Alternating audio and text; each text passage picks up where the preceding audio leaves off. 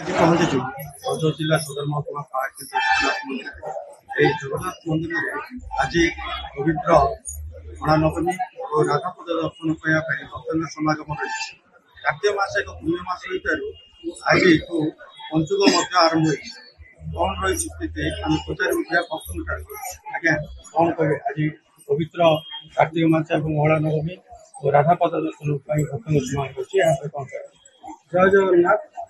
ଆଜି ପବିତ୍ର କାର୍ତ୍ତିକ ମାସ ଶୁକ୍ଳ ପକ୍ଷ ନବମୀ ତିଥି। ଏହି ଦିନଟି ସମଗ୍ର ଭାରତ ବର୍ଷରେ ଶ୍ରୀ ରାଧାଙ୍କର ପାଦ ଦର୍ଶନ ଅତି ଉତ୍ସବର ସହିତ ଆୟୋଜନ ହେଉଛି। ପ୍ରତ୍ୟେକ ମଠ ମନ୍ଦିରରେ ରାଧା ପାଦ ଦର୍ଶନର ଏକ ମାହାତ୍ମ୍ୟ ରହିଛି, ଯୋଉଟାକି ଭଗବାନ ଶ୍ରୀକୃଷ୍ଣ ନିଜେ ଶ୍ରୀ ରାଧାଙ୍କର ଆରାଧନା କରୁଥିଲେ ଏବଂ कृष्ण आराध्य इति राधा राधा जो भक्ति भाव जो निजर प्रिय मन करते से राधा पाद स्पर्श एवं पाद दर्शन पूरापूरी से पूरा आशायित थे। वर्ष गोटे दिन मात्र आज पवित्र तिथि मौला नवमी ये दिन पाद दर्शन होता।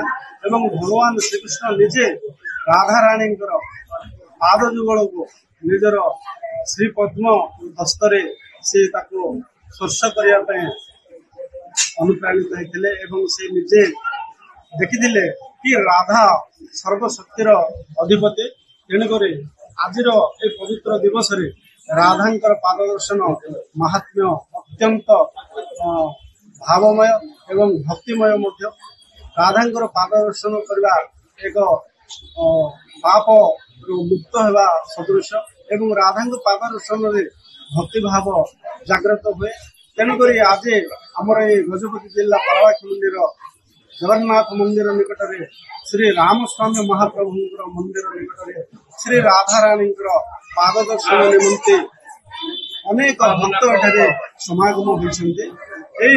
भक्त मान एक उच्च आकांक्षा आशा जे भक्ति भाव सृष्टि करवा एवं भक्ति भावना को जागृत करके राधांकर पाद दर्शन करने सहित निजर मोक्ष प्रार्थना करवा। आज ये अवला नवमी जोटा कि कार्तिक शुक्ल नवमी ठार आरंभ होता है। ये दिन ठार साधारणतः अभिशाली मान पंचक आरंभ करते समस्ते विभिन्न नद नदी स्नान कर पाहांतिया दर्शन कर श्री राधांकर पूजा अर्चना करते। आज ये पवित्र अवला नवमी राधा पाद दर्शन महत्व रही। मो मिनती नायक अवसर प्राप्त शिक्षयित्री। आज अवला नवमी राधांकर पाद दर्शन जेहेतु राधा जन्म होते राधा पाद दर्शन सहित अवला वृक्ष आज पूजा करा जाए। कारण लोकंकर विश्वास अच्छे अवला वृक्ष पाखे पूजा कले चूड़ी सुंदर देले निजर आयुष स्वामी बुद्धिमान हुए शंखाचूद्र वज्र हुए एवं तांको प्रदक्षिण करने द्वारा निजर मनस्कामना पूर्ण हुए। आउ जहाँ भोग खेचड़ी फेचड़ी सब करी भोर अवला गछ मूले दीप धूप नैवेद्य समर्पण कर निजर मनस्कामना पूर्ण करते। मागुनी किछि एतिकी करुणा हेउ एतिकी करुणा हेउ कालिया कालिया मागुनी किछि एतिकी करुणा हेउ एतिकी करुणा हेउ तो नाम तुंडरे धारी तो नाम तुंडरे धारी प्राण पाखे उड़ी जाओ कालिया कालिया मागुनी किछि एतिकी करुणा हेउ एतिकी करुणा हेउ। मो ना ऋषिकेश महापात्र मो अवसर प्राप्त शिक्षक जने।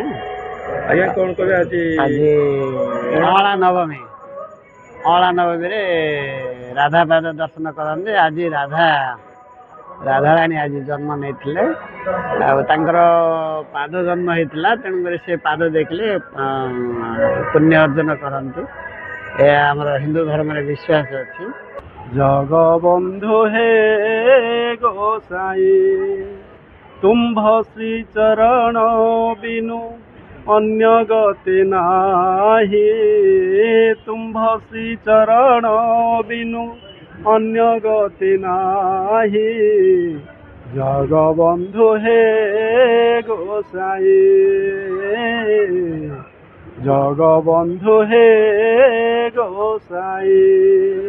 जी कार्तिक मास एक पुण्य मास होइबारु आज भक्तଙ୍କ समागम होइछि इथे रामसाई मंदिर अछि रामसाई मंदिर राधाଙ୍କର पाद दर्शन କରିବାକୁ अछि भक्तଙ୍କ समागम और राधा पाद दर्शनର विशेषत्व ଉପରେ ବାର୍ତ୍ତା କରୁଥିଲେ ଆଉ ଆଜି ଠାରୁ ମଧ୍ୟ ଅଫିସିଆଲରେ କୌତୁକ ଆରମ୍ଭ ହୋଇଯାଇଛି ଏବଂ 5 ଦିନ କୌତୁକ ମଧ୍ୟ ପାଳନ କରିବେ ଯେଉଁମାନେ ମାସ ପୂଜା କରିନାହାନ୍ତି ଆଜିଠୁ 5 ଦିନ କଲେ ମଧ୍ୟ ପୁଣ୍ୟ ଅର୍ଜନ ମିଳେ ବୋଲି କଥା ରହିଛି ଏହିଭଳି आज कार्तिक मासे जगन्नाथ मंदिर भक्त समारोह